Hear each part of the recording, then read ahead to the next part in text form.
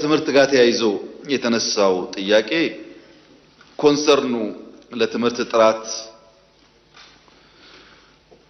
ስራ ይሰራ የሚለው ጉዳይ በጣም ጠቃሚ ሐሳብ ነው። ነገር ግን ከስራ አንፃር አይ ቲንክ በጣም የተሳካልን የስራ መስክ አንዱ ካለ ትምህርት ሚኒስቴር ነው።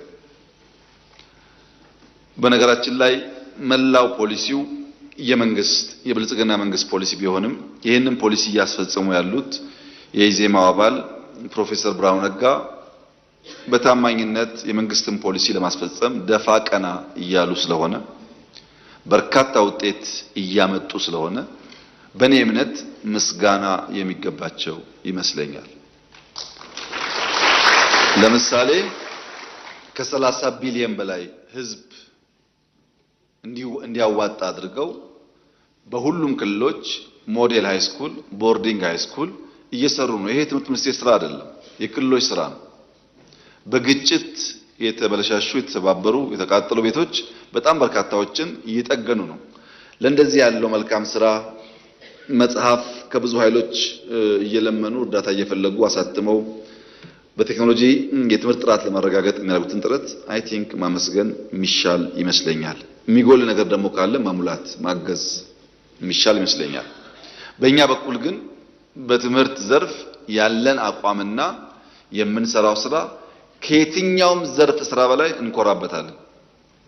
አንደኛ ባለፉት 7 ዓመታት 35,000 መዋለ ሕፃናት የገነባ መንግስት ነው። አንድ መንግስት አይደለም፣ 10 መንግስት ደምራችሁ አታገኙም ይሄን ቁጥር። 35,000 መዋለ ሕፃናት የገነባ ነው። እነዚህ ሕፃናት ምርጫ እንደማይመርጡን እናውቃለን። በፌስቡክ ላይክ እንደማያደርጉ እናውቃለን። በዩቲዩብ ወጥተው እንደማይናገሩ እናውቃለን። ከ20 ዓመት በኋላ ግን የኢትዮጵያ ህልውና እንደሆነ ደግሞ እናውቃለን። ከአጭር ጊዜ አንፃር ሳይሆን ከረጅም ጊዜ አንፃር ነው ኢንቨስትመንቱ። በ5 ዓመት እንዴት መዋለ ሕፃናት የገባን ሰው ውጤት ማወቅ ይቻላል? ከመደመር መጽሐፍ ሽያጭና ከመሰል ግብአቶች ብቻ የፈርስት ሌዲ ኦፊስ 35 ሞዴል ሃይ ስኩልስ በሁሉ ክልል ሰርቷል። እንዴት ሊራከስ ይችላል? የኢትዮጵያ ዘመናዊ መንግስት ከተመሰረተ ባለፉት 100 ዓመታት ይሄ ኦፊስ 30 ትምህርት ቤት አልሰራም። በ100 ዓመታት ውስጥ ማራከስ አይቻልም። ትልቅ ውሳኔና ትልቅ ኮሚትመንት ነው። ኤሌመንተሪ እና ሃይ ስኩል በጣም በስፋት በብዙ ሺዎች ነው እየገነባን ያለን። ሞዴል ሃይ ስኩሎች የገነባናቸው ማደሪያ ብንጨምርበት ቦርዲንግ ስኩል መሆን ይችላሉ። በጣም በቆንጆ ስታንዳርድ እየተሰሩ ነው ያሉት። እኔና እናንተ አርብ እበት ለቅልቀን ሰኞ የምንማርበት አይነት አይደለም ማወራችሁ። እንደዛ አይነት አይደለም። ከዛ በጣም እየተሻሉ ኢንፍራስትራክቸር እየተገነቡ ነው ያሉት።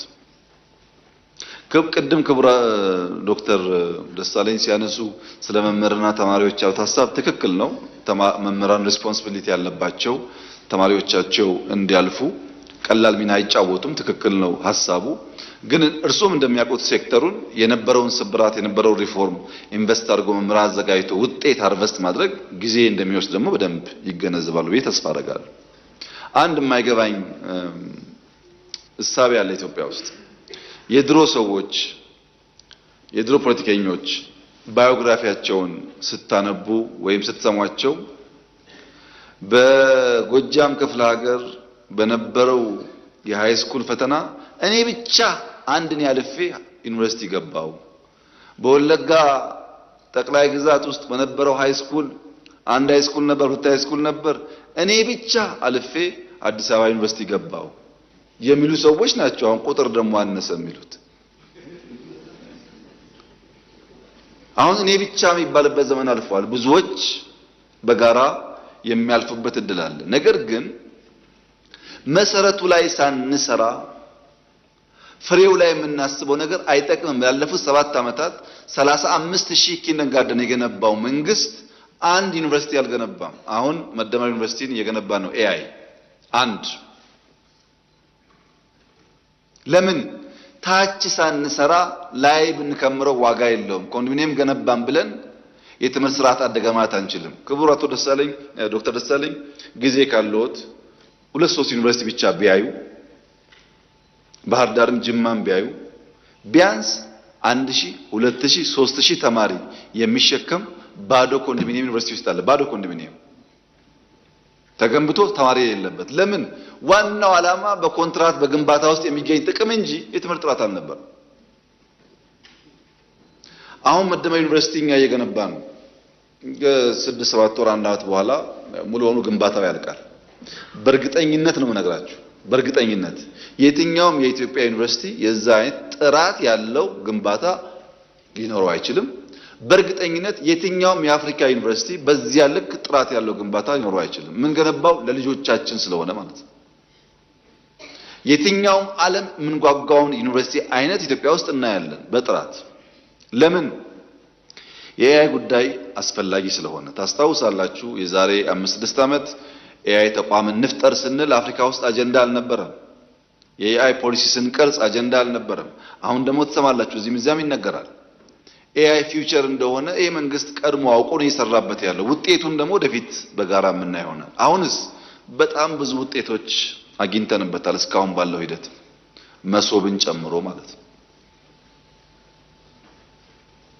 እና የትምህርት ጥራት ለማረጋገጥ ኩረጃን ለማስቀረት ቴክኖሎጂን ለመጠቀም እየተደረገ ያለው ሙከራ ተስፋ ሰጪ ነው ብለን ብንወስድ የተሟላ ነው ወይ? አይደለም። ገና ብዙ ስራ ይጠበቅብናል። ግን አሁን መምህራን፣ ወላጆች፣ ትምህርት ቤቶች እንደባለፈው ጊዜ እናስኮርጃለን ብለው ከመዘናጋት ይልቅ ማዘጋጀት እያደገ መጥቷል። ሁላችሁም ወይ ተማሪ ያላችሁ ወይ ቤተሰብ አለ ታውቃላችሁ። ማትሪክ ሲደርስ ልጆች ይጨናነቃሉ፣ ቤተሰብ ይጨናነቃል፣ መምህራን ይጨናነቃሉ፣ ያስጠናሉ። ቀለለል ያለው ጉዳይ ብዙም አይታይም። ይህ ቢጠናከር የሚሻል ይመስለኛል። የምናስብበት አልደረስንም። አካሄዳችን ግን ጠቃሚ እና የሚያዋጣ ነው። ስንት ቦርዲንግ ስኩል አለን አሁን ኢትዮጵያ ውስጥ እየገነባን እኮ ነው። ቦርዲንግ ስኩል ተማሪዎቻችን ብዙ ቋንቋ የሚናገሩ እኮ ናቸው። ስትወጡ አሁን ክረምት ስትሄዱ እዩዋቸው። እንደኛ ጊዜ አይደለም። ታች ያሉ ልጆች እሳት ናቸው። እሳት ያላቸው የግንዛቤ ደረጃ ይደንቃል። በቅርቡ አርባ ምንጭ በነበረን ጉዞ ልጄን ይዤው ሄጄ ነበር። እንደምታውቁት ገና 8 ዓመት ያልሞላው ልጅ ነው። በአባያ ሌክ ውስጥ ሂፖና ክሮኮዳይል ነበር የሚታዩ የምናያቸው። አጠገባቸው ወፎች ነበሩ። መጀመሪያ ላይ ወፎቹን አይበሏቸውም እንዴ አለኝ። መልሶ ኖ ኖ ኖ ተው በቃ አለኝ። ለካ አይበሏቸውም። ወፎቹ ከክሮኮዳይል ጥርስ ውስጥ ስጋ እንደሚያወጡ አውቃለሁ አለኝ በ8 ዓመቱ። እኔ ግን በ38 ዓመቴ ያወቅሁት።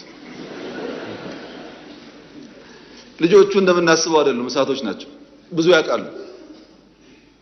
ዕውቀታቸውን ከሀገር ፍቅር ጋር፣ ዕውቀታቸውን ከትጋት ጋር፣ ዕውቀታቸውን ከኮሌክቲቭ ጥቅም ጋር ማያያዝ መቻል ይኖርብናል እንጂ የሚቀጥለው ትውልድ የሚያሰጋ አይደለም። ስጋቱ ያለው እና ፖለቲካውም ወደሚቀጥለው ትውልድ ቢገባ ልማቱም ወደዛ ቢገባ ኢትዮጵያ አትራፊ እንጂ ተጎጂ አትሆንም። በዚያ መንፈስ ማየት ጠቃሚ ይሆናል። ከዚህ ጋር ተያይዞ ግን አንድ ቁልፍ ጥያቄ ተነስቷል። ስራን በሚመለከት የተከበረው ምክር ቤት፣ መላ ኢትዮጵያ ሕዝብ ልጆቻችን ከከተማ ወጥተው ፕሮጀክቶች ጋር ስራ መስራት መልመድ አለባቸው። በጣም በርካታ ፕሮጀክቶች ኢትዮጵያ ውስጥ አሉ። ብዙ ትላልቅ ስራዎች አሉ። ሰራተኛ ማግኘት እንደምታስቡት ቀላል አይደለም። እዚህ ያለ የምክር ቤት አባል በሙሉ የቤት ሰራተኛ ቸግሮሃል ወይ ቢባል የማያማርር የለም፣ ግን ደግሞ ስራ የለም ይላል። ቤት ሰራተኛ ማግኘት በጣም ችግር ሆኗል። በሺዎች እየተከፈለ ኢትዮጵያ አዲስ አበባ ውስጥ የሚከፈለውና ከሞላ ጎደል በአረቡ ዓለም የሚከፈለው አንዳንዴ እዚህ የሚበልጥባቸው ቦታዎችም ሊኖሩ ይችላሉ። ያም ሆኖ ግን ሰው የለም። ሰው የሚፈልገው ብድግ ብሎ መኪና መንዳት፣ ብድግ ብሎ ቤት ባለቤት መሆን ነው እንጂ ሁለት ስራ አይደለም። አሜሪካ ያሉ ወንድሞቻችን ሁለት ስራ እየሰሩ ነው ቢል የሚከፍሉት። እያስተማሩ ሁበር እየነዱ የሆነ ስራ እየሰሩ የሆነ እየጨመሩ ሁለት ሺፍት እየሰሩ 16 አወርስ እየሰሩ የኛ ቤተሰቦች ዝም ብሎ ተቀምጦ ፌስቡክ እያዩ ስራ የለም ቢባል ወደፊትም የሚሳካ አይመስለኝም። ሁለት ሶስት ሺፍት እየሰራን እየተጋገዝን ካልሆነ ኑሮ እየከበደ መሄዱ አይቀሬ ስለሆነ ማለት ነው። ልጆቻችን ደግሞ ወጣ እያሉ መስራት ቢለማመዱ ቤተሰብም ኢንከሬጅ ቢያደርግ ጥሩ ይመስለኛል። በግሌ ልምድ ያገኛሉ፣ ዕውቀት ያገኛሉ። እድሜ ካለፈ በኋላ ያ እድል አይገኝም። ወጣ ብሎ መስራት ጠቃሚ ነገር ነው። እዚህ ወንጪ አንድ ቤተክርስቲያን ጥንታዊት ታሪካዊት ለማደስ ሙከራ እናደርግ ነበር። ሐይቅ ውስጥ ያለች በጣም ታሪክ ጠገብናት። ሰራተኛ አጥተው ከአዲስ አበባ ነው ሰራተኛ ፈልገው የወሰዱት እዚህ ወንጪ። ምናልባት የቢሾፍቱን ኤርፖርት ፕሮጀክት አንዳንዶቻችሁ አይታችሁ ይሆናል። ብታዩት ደስ ይለኛል። በህይወት ዘመናችሁ ከምታዩቸው አስደናቂ ስራዎች አንዱ ነው። ሚታይ አይምሰላችሁ። እዛ ያለው እንቅስቃሴ በጣም ከፍተኛ ነው። በዚያ ሁሉ ውስጥ ግን ሰው በቀላሉ አይገኝም። ሰውም አለ፣ በተወሰነ ደረጃ ስራም አለ፣ ግን ሰራተኛ የለም። ወይም የመንግስት ሹሞች አሉ፣ ሲቪል ሰርቫንት አለ፣ ግን ሰርቪስ የለም እንደማለት ነው። ይሄን ማገናኘት ላይ ያልገቡን ነገሮች ካሉ እኛም እንድንማር እናንተም እንድታግዙ ስራና ሰራተኛ ብናገናኝ ብንተጋ ብንለፋ ጥሩ ይመስለኛል።